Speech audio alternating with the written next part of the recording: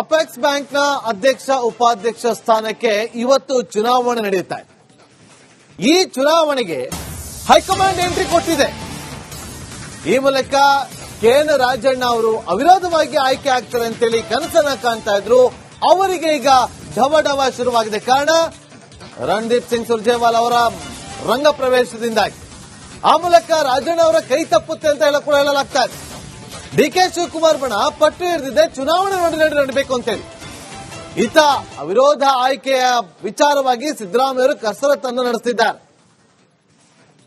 K N Rajanna ಅವರೇ ಅವಿರೋಧವಾಗಿ ಆಯ್ಕೆ ಆಗ್ತಾರೆ, ರವಿ ಅವರು ಉಪಾಧ್ಯಕ್ಷರಾಗ್ತಾರೆ, ಅವಿರೋಧವಾಗಿ ಆಯ್ಕೆ ಆಗ್ತಾರೆ ಅಂತೇಳಿ ಚರ್ಚೆಗಳು ರಾಜಕೀಯ ರಂಗದಲ್ಲಿ ಶುರುವಾಗಿತ್ತು ನಿನ್ನೆಯಿಂದಲೂ ಕೂಡ. ಇವತ್ತು ನಾಮಪತ್ರ ಸಲ್ಲಿಕೆ ನಡೀತಾ ಇದೆ. ಇದರ ಬೆನ್ನಲ್ಲೇ ಹೈಕಮಾಂಡ್ ಎಂಟ್ರಿ ಆಗಿದ್ದು ಈಗ ರಾಜಣ್ಣ ಅವರಿಗೆ ಢವಢವ ಶುರುವಾಗಿದೆ. ಹೈಕಮಾಂಡ್ ಮನಸ್ಥಿತಿ ಏನು? ಹೊಸಬರಿಗೆ ಅವಕಾಶ ಸಿಗಬೇಕು ಅನ್ನೋದು. ಹೊಸಬರಿಗೆ ಅವಕಾಶ ಸಿಗಬೇಕು ಅಂತೇಳಿ ಹೈಕಮಾಂಡ್ ಪಟ್ಟು ಹಿಡಿದ್ರೆ ರಾಜಣ್ಣ ಅವರಿಗೆ ಅಧ್ಯಕ್ಷ ಸ್ಥಾನ ಸಿಗೋದಿಲ್ಲ. ಬಹಳ ಕುತೂಹಲಕ್ಕೆ ಕಾರಣವಾಗ್ತಾ ಇದೆ ಅಪೆಕ್ಸ್ ಬ್ಯಾಂಕ್ ಅಧ್ಯಕ್ಷ ಉಪಾಧ್ಯಕ್ಷ ಚುನಾವಣೆ.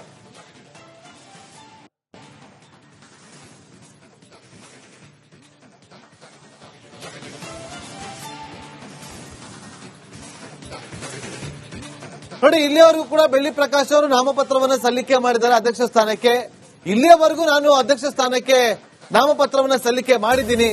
ಯಾರ್ಯಾರು ಇನ್ನು ನಾಮಪತ್ರವನ್ನು ಸಲ್ಲಿಕೆ ಮಾಡಿದಾರೋ ಗೊತ್ತಿಲ್ಲ ಅಂತೇಳಿ ಬೆಳ್ಳಿ ಪ್ರಕಾಶ್ ಅವರು ಪ್ರತಿಕ್ರಿಯೆ ಕೊಟ್ಟಿದ್ದಾರೆ. ಆ ಮೂಲಕ ರಂಗೇರಿದ ಅಪೆಕ್ಸ್ ಬ್ಯಾಂಕ್ ಅಧ್ಯಕ್ಷ ಚುನಾವಣೆ. ಬೆಂಗಳೂರಲ್ಲಿ ಪ್ರತಿಕ್ರಿಯೆ ಕೊಟ್ಟಿದ್ದಾರೆ. ನಾನು ಮಾತ್ರ ನಾಮಪತ್ರವನ್ನ ಸಲ್ಲಿಸಿದ್ದೀನಿ, ಸಹ ಸ್ಪರ್ಧಿಗಳು ಯಾರು ಅಂತ ನನಗೆ ಗೊತ್ತಿಲ್ಲ. ಯಾರ್ಯಾರು ನಾಮಪತ್ರ ಸಲ್ಲಿಸಿದ್ದಾರೆ ನೋಡ್ಬೇಕು, ಅದು ಕೂಡ ನಮಗೆ ಗೊತ್ತಿಲ್ಲ. ಸದ್ಯ ನಾನು ಮಾತ್ರ ನಾಮಪತ್ರವನ್ನ ಸಲ್ಲಿಕೆ ಮಾಡಿದ್ದೀನಿ ಅಂತೇಳಿ ಚುನಾವಣೆ ಮುಂದೂಡಿಕೆ ಸಾಧ್ಯವೇ ಇಲ್ಲ. ಚುನಾವಣೆ ಮುಂದೂಡಿಕೆ ಬಗ್ಗೆ ಯಾವುದೇ ಚರ್ಚೆಗಳಿಲ್ಲ. ನಾನು ಮಾತ್ರ ನಾಮಪತ್ರವನ್ನು ಸಲ್ಲಿಸಿದ್ದೀನಿ ಅಂತ ಹೇಳಿದ್ದಾರೆ. ನಾಮಿನೇಷನ್ ಮಾಡಿದ್ದೀನಿ, ಮತ್ತೊಮ್ಮೆ ಅವಕಾಶವನ್ನ ಬಯಸಿ ನಾನು ನಾಮಿನೇಷನ್ ಮಾಡಿದ್ದೀನಿ. ಬೇರೆಯವರ ಬಗ್ಗೆ ನನಗೆ ಗೊತ್ತಿಲ್ಲ. ನಾನು ಸ್ಪರ್ಧೆ ಮಾಡಿದ್ದೀನಿ. ನಾನು ಕಳೆದ 5 ವರ್ಷದಲ್ಲಿ ಈ ಬ್ಯಾಂಕಿನ ಎಲ್ಲಾ ರೀತಿಯಲ್ಲೂ ಉತ್ತಮವಾಗಿ ನಡೆದುಕೊಂಡು ಹೋಗೋದಕ್ಕೆ ನನ್ನದೇ ಆದಂತಹ ಪ್ರಯತ್ನವನ್ನ ಮಾಡಿದ್ದೀನಿ. ಗೊತ್ತಿಲ್ಲ ಒಳಗಡೆ ಏನಾಗ್ತಿದೆ ಅಂತ. ನಾನು ನಾಮಿನೇಷನ್ ಮಾಡಿ ಬಂದೆ. ಯಾವುದೇ ಕಾರಣಕ್ಕೂ ಒಮ್ಮೆ ಚುನಾವಣೆ ಪ್ರಕ್ರಿಯೆ ಪ್ರಾರಂಭ ಆದ್ಮೇಲೆ ಈ ಯಾವುದೇ ನ್ಯಾಯಾಲಯ ಆಗಲಿ ಯಾವರೇ ಆಗಲಿ ಅದನ್ನ ಮುಂದೂಡಕ್ಕಾಗಲ್ಲ. ಮತ್ತೊಮ್ಮೆ ಅವಕಾಶವನ್ನ ಬಯಸಿ ನಾನು ನಾಮಿನೇಷನ್ ಮಾಡಿದ್ದೀನಿ. ಬೇರೆಯವರ ಬಗ್ಗೆ ನನಗೆ ಗೊತ್ತಿಲ್ಲ. ನಾನು ಸ್ಪರ್ಧೆ ಮಾಡಿದ್ದೀನಿ. ನಾನು ಕಳೆದ 5 ವರ್ಷದಲ್ಲಿ ಈ ಬ್ಯಾಂಕಿನ ಎಲ್ಲಾ ರೀತಿಯಲ್ಲೂ ಉತ್ತಮವಾಗಿ ನಡೆದುಕೊಂಡು ಹೋಗೋದಕ್ಕೆ ನನ್ನದೇ ಆದಂತಹ ಪ್ರಯತ್ನವನ್ನ ಮಾಡಿದ್ದೀನಿ. ಗೊತ್ತಿಲ್ಲ ಒಳಗಡೆ ಏನಾಗ್ತಿದೆ ಅಂತ. ನಾನು ನಾಮಿನೇಷನ್ ಮಾಡಿ ಬಂದೆ.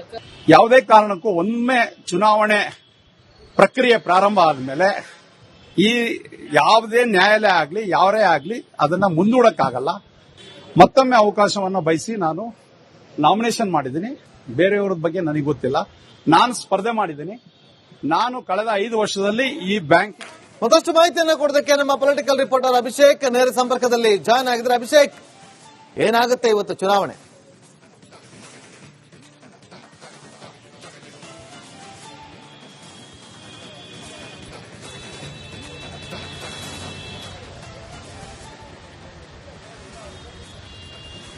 ನಾಗೇಂದ್ರ, ಸದ್ಯದ ಮಟ್ಟಿಗೆ ಪ್ರಕ್ರಿಯೆಯಿಂದ ಹೇಳಬೇಕು ಅಂದ್ರೆ 11 ಗಂಟೆಯಿಂದ 1 ಗಂಟೆವರೆಗೂ ನಾಮಿನೇಷನ್ ಆಗುತ್ತೆ, 1 ರಿಂದ 1:30 ಸ್ಕ್ರೂಟಿನಿ ಆಗುತ್ತೆ, 1:30 ಇಂದ 2 ಗಂಟೆವರೆಗೂ ಬ್ರೇಕ್ ಇರುತ್ತೆ, 2 ರಿಂದ 3 ಗಂಟೆವರೆಗೂ ನಾಮಿನೇಷನ್ ವಾಪಸ್ ತೆಗೆದುಕೊಳ್ಳೋದಕ್ಕೆ ಸಮಯವನ್ನು ಕೊಟ್ಟಿರುವಂತದ್ದು. ಅದಾದ ನಂತರ 3 ರಿಂದ 4 ಗಂಟೆವರೆಗೂ ಚುನಾವಣೆ ನಡೆಯುತ್ತೆ.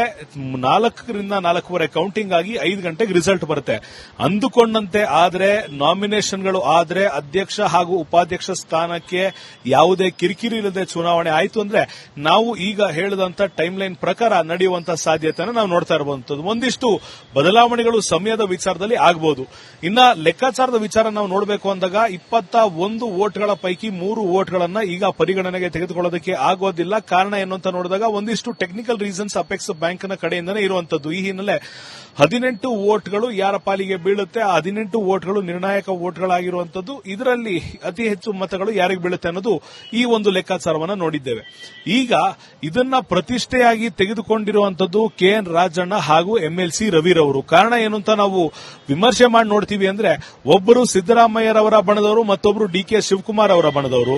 DK ಶಿವಕುಮಾರ್ ಅವರಿಗೆ ಅಂದ್ರೆ ಒಕ್ಕಲಿಗ ನಾಯಕನಿಗೆ CM ಸ್ಥಾನವನ್ನಂತೂ ಕೊಡಲಿಲ್ಲ. ಈ ಹಿನ್ನೆಲೆ ಅಪೆಕ್ಸ್ ಬ್ಯಾಂಕ್ನಲ್ಲಾದ್ರೂ ಅವಕಾಶವನ್ನ ಕೊಡಬೇಕು ಅನ್ನೋ ಒಂದು ಮನವರಿಕೆಯನ್ನು ಹೈಕಮಾಂಡ್ ಮುಂದೆ ಮಾಡಿರುವಂತದ್ದು. ಮತ್ತೊಂದು ಕಡೆ ಕಳೆದ ಅನೇಕ ವರ್ಷಗಳಿಂದ, ದಶಕಗಳಿಂದ ಸಹಕಾರ ಕ್ಷೇತ್ರದ ಧುರೀಣ ಅಂತ ಕರೆಸಿಕೊಂಡಿರುವಂತಹ ರಾಜಣ್ಣರವರು ಅವಿರೋಧವಾಗಿ ಆಯ್ಕೆ ಆಗ್ತಾ ಬಂದಿದ್ರು ಕೂಡ ಈ ಬಾರಿ ಹೊಸಬರಿಗೆ ಅವಕಾಶವನ್ನು ಕೊಡಬೇಕು. ಹಳೆ ನೀರಿಗೆ ಎಷ್ಟು ಅವಕಾಶವನ್ನ ಕೊಡ್ತೀರಾ, ಹೊಸ ನೀರಿಗೂ ಅವಕಾಶವನ್ನು ಕೊಡಬೇಕು ಅನ್ನೋ ಒಂದು ಮನದಟ್ಟನ್ನು ಹೈಕಮಾಂಡ್ಗೆ ಮಾಡಿರೋದ್ರಿಂದ ರಣದೀಪ್ ಸಿಂಗ್ ಸುರ್ಜೇವಾಲಾರ್ ಅವರು ಕೂಡ ಈ ವಿಚಾರಕ್ಕೆ ಬಂದಿರುವಂತದ್ದು. ಸಿದ್ದರಾಮಯ್ಯನವರ ಜೊತೆ ಮಾತನಾಡಿದ್ದಾರೆ. ಚುನಾವಣೆ ಮುಂದೂಡಬೇಕಾ, ನಾಮಿನೇಷನ್ ಮಾಡಿಸಬೇಕಾ ಬೇಡವಾ ಅನ್ನೋದು ವಿಚಾರದ ಮಾತುಕತೆಯನ್ನು ನಡೆಸಿರುವಂತದ್ದು ಗಮನಿಸಿರುವಂತದ್ದು ನಾಗೇಂದ್ರ. ಮತ್ತೊಂದು ಕಡೆ ಆಗುತ್ತೆ, ಇವಿಷ್ಟು ಬದಿಗಿಟ್ಟು ನಾವು ನೋಡ್ತೇವೆ ಅಂದ್ರೆ, ಬೆಳ್ಳಿ ಪ್ರಕಾಶ್ ಅವರು ಮಾತನಾಡೋದನ್ನ ನೀವು ಕೂಡ ಕೇಳಿಸ್ಕೊಂಡಿರ್ತೀರ, ನಾವು ಕೂಡ ಕೇಳಿಸ್ಕೊಂಡಿದ್ದೇವೆ. ಅಲ್ಲಿ ಅವ್ರು ಹೇಳಿರುವಂತದ್ದು, ಬಿಜೆಪಿಯಿಂದ ನಾನು ನಾಮಿನೇಷನ್ ಮಾಡಿದ್ದೇನೆ, ಸಹಕಾರ ಕ್ಷೇತ್ರಕ್ಕೆ ಯಾವುದೇ ರಾಜಕೀಯ ಪಕ್ಷ ಬರೋದ್ರಿಲ್ಲ, ಈ ಒಂದು ವಿಚಾರದಲ್ಲಿ ಏನಿದ್ರು ಎಕ್ಸ್ಪೀರಿಯನ್ಸ್ ಬರುತ್ತೆ ಅನ್ನೋ ಮಾಹಿತಿಯನ್ನು ನೀಡಿರೋದ್ರಿಂದ ಇಲ್ಲಿ ರಾಜಣ್ಣರವರು ಮಾತಾಡ್ತಾ ಇದ್ದಾರೆ. ಈಗ ಒಂದು ಕಡೆ ಬೆಳ್ಳಿ ಪ್ರಕಾಶ್ ಅವರು ನಾಮಪತ್ರವನ್ನ ಸಲ್ಲಿಸಿದ್ದಾರೆ, ಮತ್ತೊಂದು ಕಡೆ ಕಾಂಗ್ರೆಸ್ನಿಂದ ಯಾರೆಲ್ಲ ನಾಮಪತ್ರವನ್ನ ಸಲ್ಲಿಸಿದ್ದಾರೆ ಏನಾದ್ರೂ ಮಾಹಿತಿ ಇದೆಯಾ, ಅಥವಾ ಇನ್ನು ಸಲ್ಲಿಸಬೇಕಾ?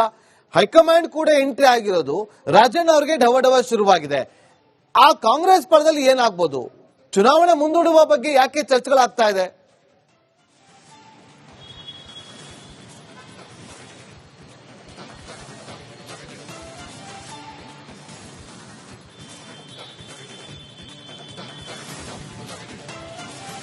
ಚರ್ಚೆ ಈಗ ವಿಚಾರ ಟೆಕ್ನಿಕಲಿ ನೋಡೋದಾಯ್ತು ಅಂದ್ರೆ, ಬೆಳ್ಳಿ ಪ್ರಕಾಶ್ ಅವರು ಹೇಳದಂತೆ ನಾನು ಮತ್ತೊಮ್ಮೆ ಅದನ್ನ ಕೋಟ್ ಮಾಡಬೇಕು ಅಂದ್ರೆ, ಚುನಾವಣೆಯನ್ನ ಮುಂದೂಡೋದಕ್ಕೆ ಒಂದು ಕೋರಂ ಸಮಸ್ಯೆ ಆಗಿರಬೇಕು, 18 ಮತಗಳು ಬೀಳಬೇಕಾಗುತ್ತೆ, ನಾಮಿನೇಷನ್ ಆಗದೇ ಇರಬಹುದು. ಈ ಸಂದರ್ಭದಲ್ಲಿ ಮಾತ್ರ ಮುಂದೂಡೋದಕ್ಕೆ ಒಂದು ಅವಕಾಶವನ್ನ ಈಗ ಕೋಆಪರೇಟಿವ್ ಸೊಸೈಟಿ ಅಥವಾ ಬ್ಯಾಂಕಿಂಗ್ ನ ನಿಯಮಗಳು ತಿಳಿಸುತ್ತೆ. ಆದ್ರೆ ಕಾಂಗ್ರೆಸ್ ವಿಚಾರದಲ್ಲಿ ಈಗ ಯಾವ ತರ ಆಗುತ್ತೆ?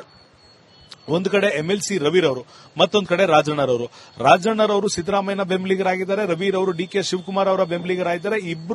ಇಬ್ಬರು ನಾಯಕರ ನಡುವೆ ಈಗ ಪೈಪೋಟಿ ಆರಂಭ ಆಗಿರುವಂತದ್ದು. ಯಾಕೆ ಅಂದ್ರೆ, ಹಳುಬರಿಗೆ ಅವಕಾಶ ಇಷ್ಟು ವರ್ಷ ನೀಡಿದ್ದು ಸಾಕು, ಹೊಸಬರಿಗೆ ಅವಕಾಶವನ್ನು ಕೊಡಬೇಕು ಅನ್ನೋದು ರವಿರವರ ವಾದ ಆಗಿರುವಂತದ್ದು. DK ಶಿವಕುಮಾರ್ ಬೆಂಬಲಿಗರಿಗೆ ಅವಕಾಶವನ್ನು ನೀಡಬೇಕು ಅಂತ ಮತ್ತೊಂದು ಎರಡನೇ ಪಾಯಿಂಟ್ ನ ವಾದ ಆಗಿರುವಂತದ್ದು. ಇದ್ರ ಜೊತೆಗೆ ಏನಾದರೂ ಹೊಸದನ್ನು ತರಬೇಕು ಅಂದ್ರೆ ಹೊಸ ವ್ಯಕ್ತಿ ಬರಬೇಕು. ಈ ಕಾರಣದಿಂದ ರಾಜಣ್ಣರವರು ಈ ಒಂದು ಸ್ಪರ್ಧೆಯಿಂದ ಹಿಂಸರಿಬೇಕು ಅನ್ನೋದು ಮೂರನೇ ಪಾಯಿಂಟ್ ಆಗಿರೋದು.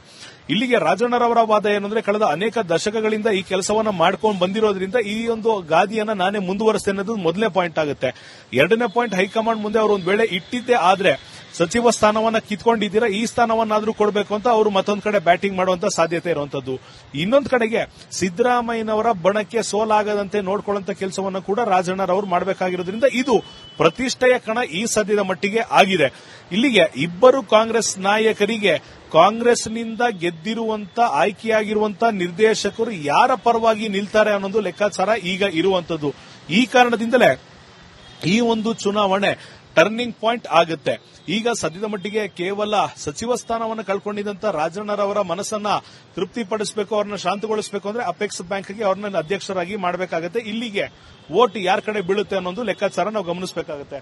ಮತ್ತೊಂದು ಕಡೆಗೆ ಒಂದು ವೇಳೆ ಏನಾದರೂ ರಾಜಣ್ಣರವರಿಗೆ ಇಲ್ಲಿ ಸೋಲಾಯಿತು ಅಂದ್ರೆ ಇದು ಅವರ ರಾಜಕೀಯ ಇತಿಹಾಸದ ಮೇಲೆ ಒಂದು ಡಾಟ್ ಬಿದ್ದಂತೆ ಆಗುತ್ತೆ ಅನ್ನೋದು ಅವ್ರಿಗೂ ಕೂಡ ಗೊತ್ತಿರೋದ್ರಿಂದ ಯಾವುದೇ ಕಾರಣಕ್ಕೂ ಈ ಒಂದು ಅಧ್ಯಕ್ಷ ಸ್ಥಾನವನ್ನ ಬಿಟ್ಕೊಡಬಾರದು. ಈ ಒಂದು ಚುನಾವಣೆಯಲ್ಲಿ ಗೆಲ್ಲಲೇಬೇಕು ಅನ್ನೋದು ಲೆಕ್ಕಾಚಾರವನ್ನ ಹಾಕೊಂಡು ಪೈಪೋಟಿಯಲ್ಲಿರುವಂತದ್ದು. ಇಬ್ಬರು ಕೂಡ ಚಾಮರಾಜಪೇಟೆಯಲ್ಲಿರುವಂತಹ ಅಪೆಕ್ಸ್ ಬ್ಯಾಂಕ್ ನ 3ನೇ ಮಹಡಿಯಲ್ಲಿ ಕುಳಿತುಕೊಂಡು ಮಾತನಾಡ್ತಾ ಇದ್ದಾರೆ.